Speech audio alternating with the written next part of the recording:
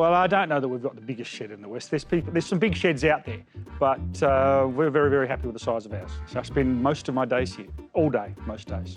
You can do what you want in your own shed.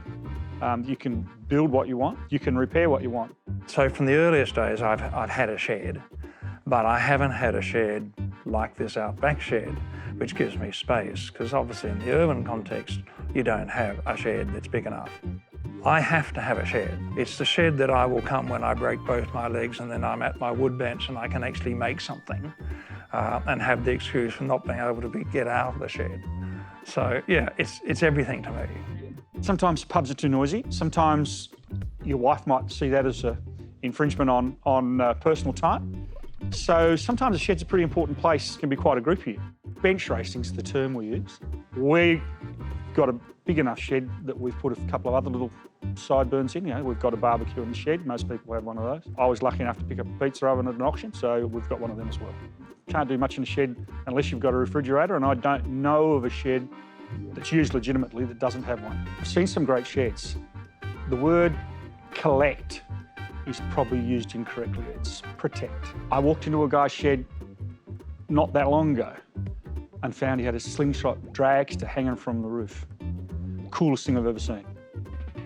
I refer to what I have as relics, yes. Antiques seem to be something that is potentially marketable. But a relic has so much interest. It might be a disused piece of machinery or something like that, which has a history. They are more interesting to me, and not many people want relics, but I love them.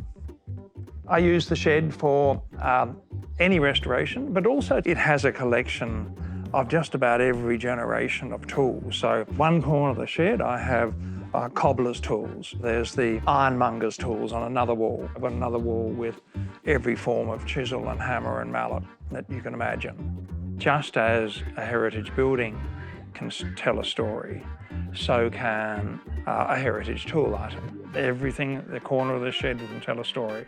If you had the time, I could spend days here going through it. I think there's a lot of people in Broken Hill with large volumes of things. Maybe it's the distance that's been the hurdle for moving it away from here or not. I don't really know. We've got some of the best things since sliced bread tucked away in sheds in Broken Hill. My father, he certainly introduced me to the collection of unique items. I love what is here. I have him to thank for that. So I remember him jokingly saying that he's a collector and he wondered what was going to happen when he passed on. As I said, they're relics, aren't they?